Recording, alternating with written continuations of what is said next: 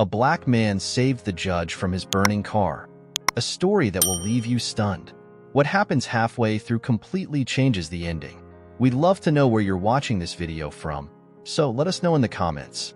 Don't forget to subscribe to our channel, leave a like, and hit the notification bell to stay updated with all our content. The night was still, blanketed by an eerie silence that only a deserted highway at midnight could hold. It was the kind of cold that made every breath visible and made every sound echo louder, stretching the emptiness around it. Judge Samuel Lawrence, a man known for his strict adherence to justice, drove down this lonely road, heading home after a long day in court. He was exhausted but relieved to finally leave behind the heated legal battles that had consumed his day. As he drove, his mind wandered to his next big case, a complex trial involving powerful local figures and substantial public interest. But Samuel's quiet drive took a horrifying turn in the blink of an eye. In a flash, a dark shape appeared on the road, and before he could react, his car skidded sharply, losing control. He fought with the wheel, desperately trying to regain command, but it was too late. The car careened off the road, hitting a concrete barrier with a shattering force. The impact flung his body forward as the airbag deployed with a violent jolt. Then everything turned to chaos. The squealing of tires, the crunch of metal collapsing, and the explosive sound of glass shattering into 1,000 fragments. As Samuel's car flipped over, landing upside down, a deadly silence settled over the scene. The wreckage lay still for a second, and then the acrid smell of gasoline filled the air, heavy and unmistakable. Sparks from the car's twisted metal began to ignite, and flames started to dance along the hood, growing rapidly. Within seconds, the vehicle was engulfed in fire, casting a sinister glow that broke through the dark night, flickering against the empty road and barren trees. Inside the overturned vehicle, Samuel was unconscious, his head resting limply against the side of his seat, blood trickling from a cut above his brow. The flames intensified, and the heat grew unbearable, creeping closer to where he lay trapped and oblivious to the immediate danger. At that exact moment, down the same deserted road, another car approached. Behind the wheel was Marcus Green, a man with a calm yet intense demeanor. Marcus was a towering figure, tall and muscular, with a deep, steady gaze that had seen its share of hardships. He was on his way back from a late shift at the auto repair shop, his mind occupied with thoughts of the bills he had to pay, the long hours he'd been working, and the constant struggle to get by in a world that often treated him with suspicion. But tonight, his mind and heart were clear, even as he navigated the quiet, cold road. As Marcus rounded a bend, the faint glow of something unusual caught his eye in the distance. Squinting, he quickly realized it was the glow of flames, a car on fire. Without hesitation, he hit the brakes, bringing his vehicle to a halt several yards from the scene. As he stepped out, the heat of the flames brushed his skin, contrasting sharply with the chill of the night air. The sight before him was harrowing, and every instinct told him to get away from the growing fire.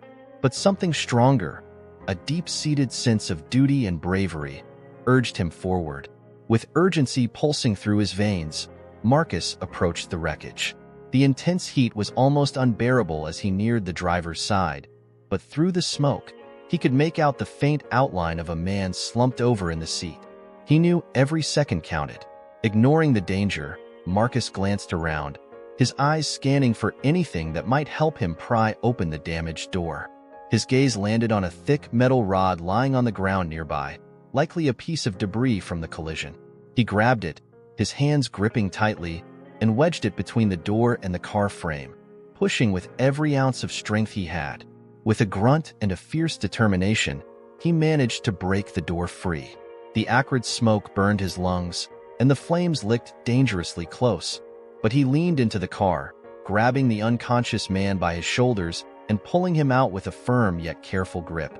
Marcus felt the weight of Samuel's limp body, and he braced himself, dragging the man several feet away from the flaming wreckage. Just as he placed Samuel down and caught his breath, a deafening explosion erupted behind him. The car was fully engulfed in flames now, and the impact of the blast shook the ground beneath them, illuminating the night with a terrifying brightness. Embers floated through the air like fireflies, and the smell of burning gasoline was overwhelming. Marcus shielded Samuel from the explosion's force, instinctively protecting the man he had just saved. With Samuel safely away from the wreckage, Marcus quickly assessed his condition. He checked for a pulse, faint but steady. Relief washed over him. The man was alive. Samuel's breathing was shallow, his face pale, and blood still trickled from the cut above his eyebrow, but he was stable. As Marcus crouched beside him, watching the flames consume the vehicle, he felt a profound sense of accomplishment mixed with quiet exhaustion. He hadn't done this for recognition or praise. It was simply the right thing to do. Minutes later, the sound of sirens filled the air as paramedics and police arrived on the scene. The flashing lights painted the area in harsh red and blue hues, illuminating the scorched ground and the smoldering remains of the vehicle. The paramedics quickly took charge, stabilizing Samuel and preparing to transport him to the hospital. As they worked, Marcus stood to the side, his expression impassive as he watched them take over. He was ready to leave, not seeking any accolades or attention. However, the police officers, who had arrived alongside the paramedics, turned their attention to Marcus. Instead of gratitude, their expressions held a mixture of suspicion and scrutiny. One officer approached him, his hand hovering near his holster. "What are you doing here?" the officer asked, his tone sharp. Marcus, caught off guard by the hostility, explained calmly, "I was driving home. I saw the car on fire and stopped to help." The man inside was unconscious. The officer's eyes narrowed, as if he were looking for signs of deceit. "Is that so?" he replied, a trace of doubt in his voice. He gestured for Marcus to stay put and signaled to another officer, who approached with a stern expression. As the questioning continued, Marcus could feel the weight of their judgment pressing down on him, an all-too-familiar feeling. Here he was, having just saved a man's life, yet he found himself under suspicion. His mind flashed back to other times in his life when his actions were questioned simply because of who he was, but he held his ground, answering each question honestly and directly. Meanwhile, Samuel was slowly regaining consciousness on the stretcher, his vision blurry and his mind foggy from the accident. As he opened his eyes, the first thing he saw was Marcus standing nearby, surrounded by police, his expression calm yet weary as he fielded their questions. In his hazy state, Samuel realized that this man was his rescuer, the stranger who had risked his own life to save him. But as he observed the officer's treatment of Marcus, a new feeling crept into his mind, a mix of gratitude and shock at the prejudiced tone in the police's words. As the ambulance doors closed and Samuel was taken away to the hospital, he held onto the image of Marcus, standing strong yet alone. That image would stay with him, lingering as a reminder of the courage that had saved his life and the prejudice that lingered in its aftermath.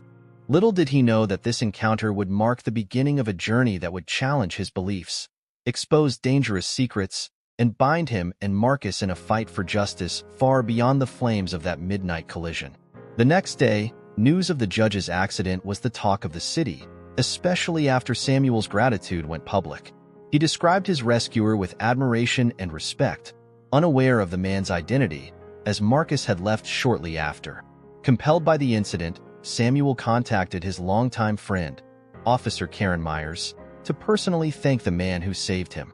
Karen was a seasoned detective with a sharp mind and a compassionate spirit, often critical of her colleagues' prejudices. She agreed to help Samuel find Marcus, intrigued by the story of the mystery man. Meanwhile, Marcus returned to his job as a mechanic at a small repair shop downtown. Despite his encounter with the police, he wasn't bitter. This was an unfortunate reality he had come to accept. Yet, he felt uneasy. He couldn't shake the feeling that the judge's accident was more than just an unfortunate crash. He had noticed subtle signs, like the strange skid marks on the road before the collision site and the unusual smell of the gasoline that lingered around the wreckage. Back at the courthouse, Samuel couldn't concentrate. His mind kept wandering back to that harrowing night, and he felt compelled to learn more about the man who had risked everything to save him.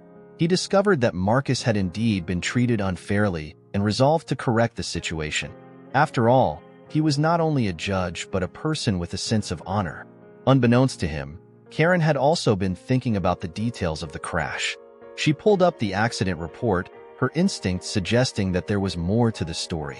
Karen and Samuel decided to work together, each driven by a unique blend of gratitude, curiosity, and an unexplainable feeling that something wasn't right.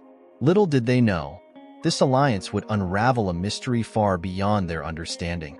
As Karen and Samuel closed in on locating Marcus, another figure was moving in the shadows of the city. Robert Sykes, a wealthy businessman known for his ruthless business tactics and lavish lifestyle. To the public, Robert was the embodiment of success, an influential man with an unbreakable aura of power. But beneath this polished exterior lay a simmering darkness, a man driven by revenge and a deep-seated need for control. For years, he had maneuvered his way through the city's social and financial circuits, but his grudge against Judge Samuel Lawrence had recently reached a breaking point. Not long ago, Samuel had presided over a highly sensitive case involving Robert's business empire, issuing a ruling that not only cost Robert a significant amount of money but damaged his reputation in the business world. Robert blamed Samuel for his losses and, rather than moving on, became consumed with hatred. His resentment evolved into a full-fledged desire for revenge, and Robert meticulously crafted a plan to ensure that Samuel would pay for his defiance in court. But Robert's carefully planned scheme had failed in the most unexpected way. Instead of Samuel perishing in the burning car, a stranger, a man Robert could never have anticipated, intervened. Marcus Green's courageous act had unwittingly disrupted what Robert believed to be an infallible plan. The news of this stranger's intervention only deepened Robert's fury. Now, rather than a flawless exit, he was left with loose ends and unwanted attention. And Robert despised loose ends. Determined to regain control, Robert hired Liam Mercer, a private investigator with a dark reputation. Liam was no ordinary investigator. He had a knack for handling special cases and didn't shy away from crossing ethical lines if the price was right. With a background that included intimidating witnesses and silencing threats, Liam was exactly the kind of asset Robert needed. Using his wealth and influence, Robert instructed Liam to investigate every aspect of Marcus's life. He wanted to know who Marcus was, where he lived, whom he associated with, and, most importantly, whether he had any vulnerabilities that could be exploited. Robert's orders were clear: find a way to either scare Marcus into silence or eliminate him if necessary. Meanwhile, Karen and Samuel were working tirelessly to locate Marcus.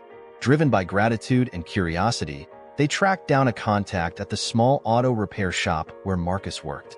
When they finally reached him, Marcus was initially hesitant, wary of attracting any further attention after his encounter with the police. However, Samuel's genuine gratitude and Karen's earnest demeanor eventually reassured him.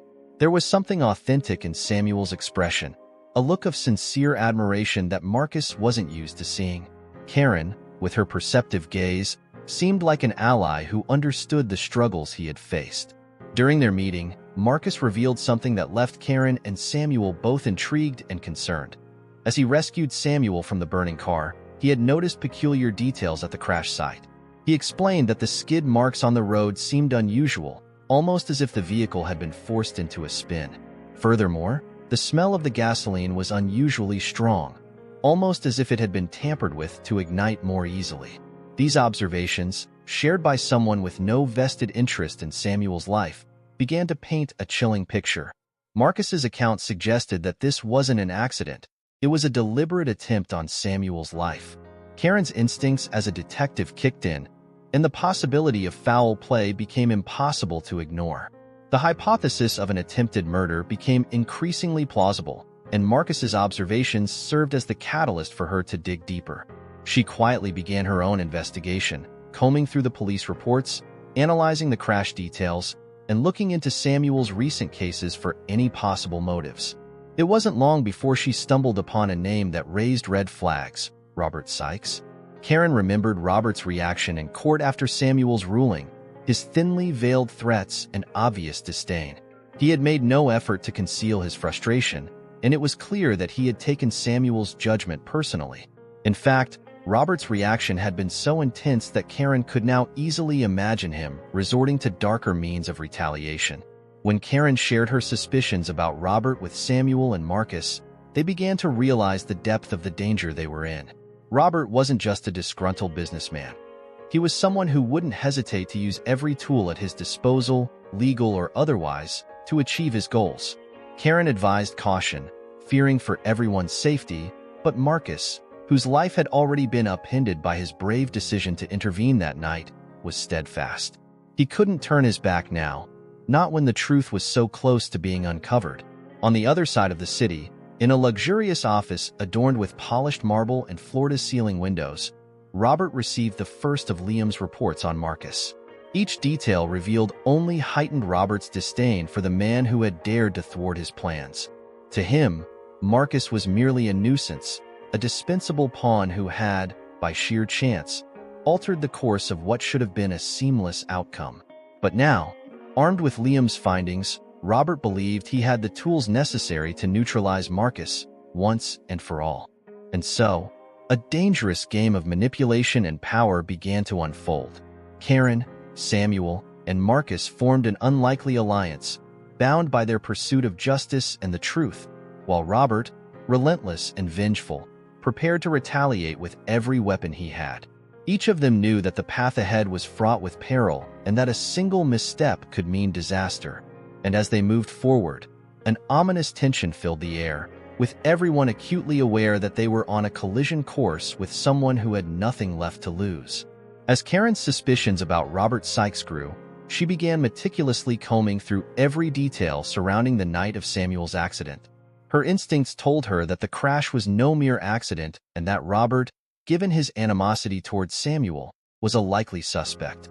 Driven by a sense of justice and a personal determination to protect both Samuel and Marcus, Karen started digging into Robert's recent activities, seeking any hint of foul play or connections that could explain his motives.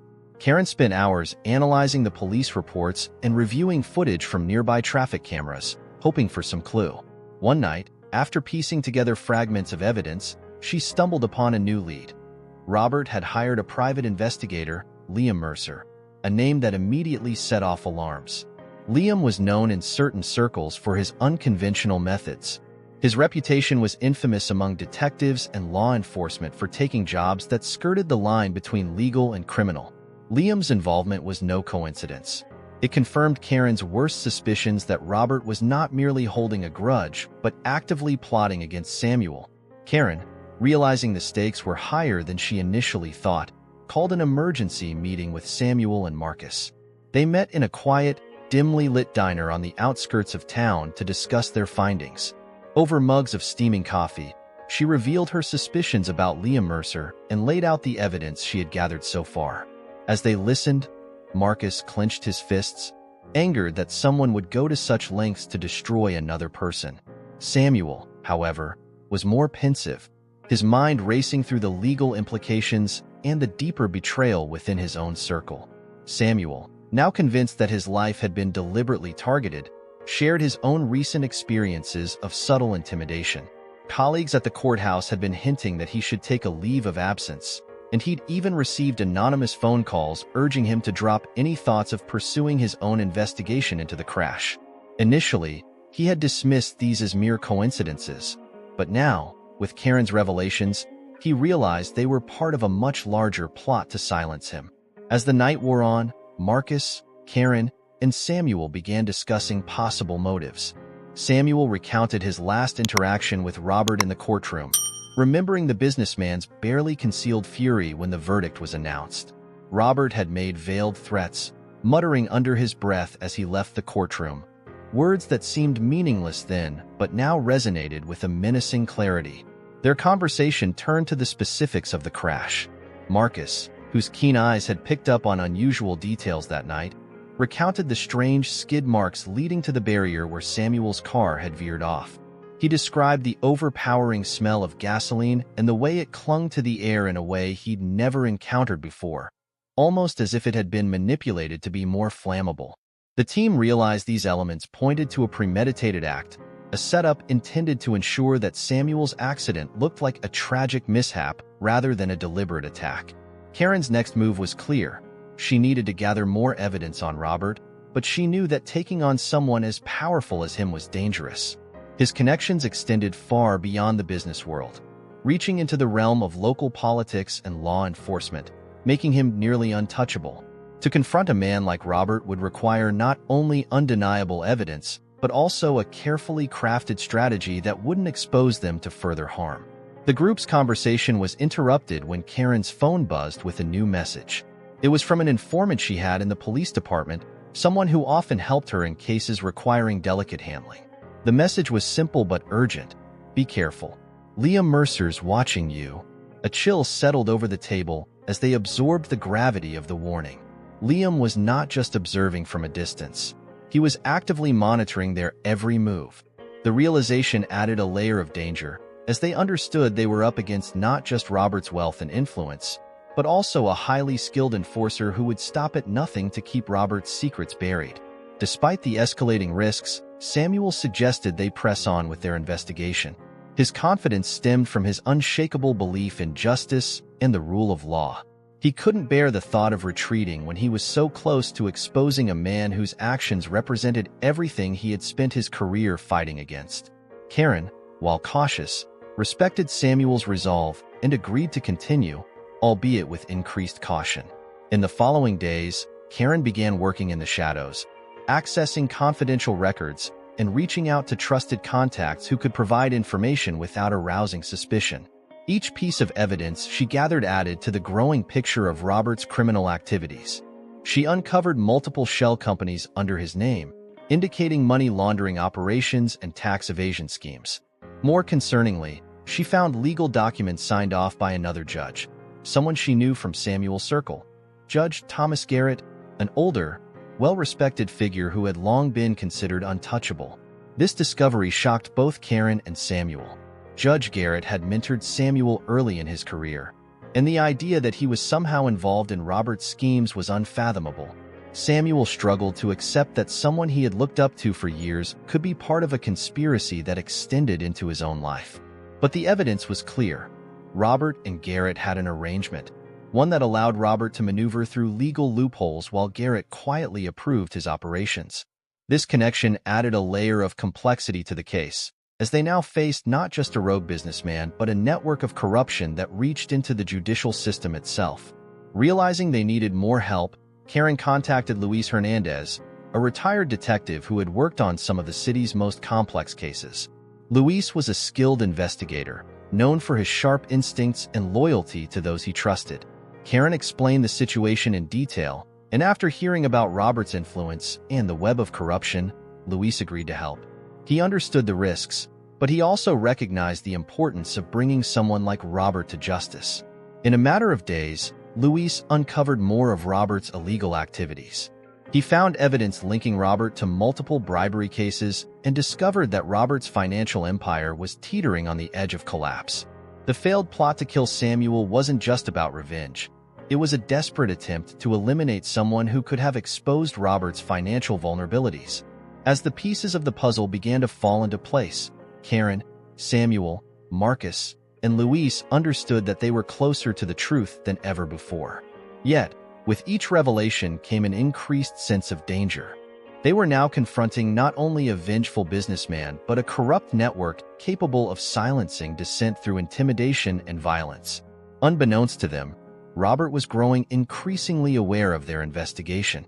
His anger and paranoia deepened, leading him to set a final plan in motion. He instructed Liam Mercer to eliminate any threats that might lead back to him, with Marcus at the top of his list. Robert knew that removing Marcus would destroy any chance of connecting him to the attempted murder, and he wouldn't hesitate to take drastic measures. The chapter closed with a sense of impending peril, as each member of the team prepared for the inevitable showdown with a man who had nothing left to lose. The stakes were higher than ever, and the pieces of the puzzle were finally starting to reveal the full picture of Robert's empire, a legacy built on fear, corruption, and manipulation. As Karen, Marcus, and Samuel inched closer to uncovering Robert's intentions, Robert grew increasingly desperate. Late one night, Marcus received an anonymous letter slipped under his apartment door. The message was simple but chilling. "Stay out of this, or you'll regret it." The note wasn't signed, but Marcus knew it was connected to the events surrounding the judge's accident. He immediately contacted Karen, who came over to inspect the note and analyze the situation. Karen's police instincts flared as she examined the letter. "This isn't just a warning, Marcus. It's intimidation," she said, her voice filled with urgency. She recommended that Marcus stay at a safe house for a while, but Marcus refused. He was determined to continue helping Samuel, knowing that walking away now might let Robert, or whoever was behind the plot, get away with attempted murder. Meanwhile, Samuel began receiving strange phone calls. At first, the calls were silent, with no one on the other end. Then, a low voice would mutter vague, threatening phrases. "You don't know who you're dealing with, or back down, Judge." The calls rattled Samuel, who had never experienced fear quite like this. Despite his role as a judge, which often required him to make hard decisions that angered people, this was personal, and it cut to the core of his resolve. Determined to keep the threats from scaring them into silence, Karen suggested that they keep the investigation quiet and only meet in secluded locations. She knew they were dealing with powerful forces, and that one wrong move could have disastrous consequences. Samuel, however, remained undeterred. He suggested they set a trap to expose whoever was behind the threats. But Karen warned him of the risks. They were up against people who were both wealthy and ruthless, with far-reaching connections. Despite her concerns, they went forward with Samuel's plan. They arranged a meeting in a public place, pretending to discuss their investigation, hoping to lure Robert or one of his allies out of hiding. Samuel acted as though he were revealing key details about his suspicions, knowing they could be overheard. And indeed, Leah Mercer, Robert's private investigator, was watching them from a distance, taking note of every word. That night, a fire broke out at the repair shop where Marcus worked. Fortunately, Marcus wasn't there at the time, but the message was clear. Someone wanted him gone. Furious and undeterred, Marcus decided it was time to take a more active role. He suggested they confront Robert directly, but Samuel and Karen advised against it, knowing that confronting a man with Robert's power could backfire spectacularly. The fire incident shook Marcus, but it also ignited a deeper resolve in him. After discussing the situation with Karen and Samuel, Marcus decided to reach out to an old friend, Luis Hernandez, a former detective who had retired early due to disillusionment with the justice system. Luis was someone Marcus trusted deeply, someone who understood the system's flaws and had the skills to investigate without drawing too much attention. Luis agreed to help, recognizing that this wasn't just about one man's revenge. It was about a system that allowed powerful people to intimidate and manipulate others without consequences. Luis began digging into Robert Sykes's financial records, uncovering irregularities and connections to shady business deals that hinted at deeper criminal activity. He discovered that Robert had been involved in illegal activities for years, using his wealth to silence anyone who got in his way. Armed with this information, Luis presented his findings to the team. It was clear now, Robert wasn't just a wealthy businessman. He was a dangerous figure operating in the shadows, and he had a network of enforcers and informants at his disposal. In the meantime, Samuel started facing increased pressure from within the courthouse. Subtle, yet unmistakable whispers among his colleagues and veiled threats hinted that powerful forces wanted him to abandon his investigation. Some colleagues suggested he should take a leave of absence for his safety. But Samuel refused, unwilling to let fear dictate his actions.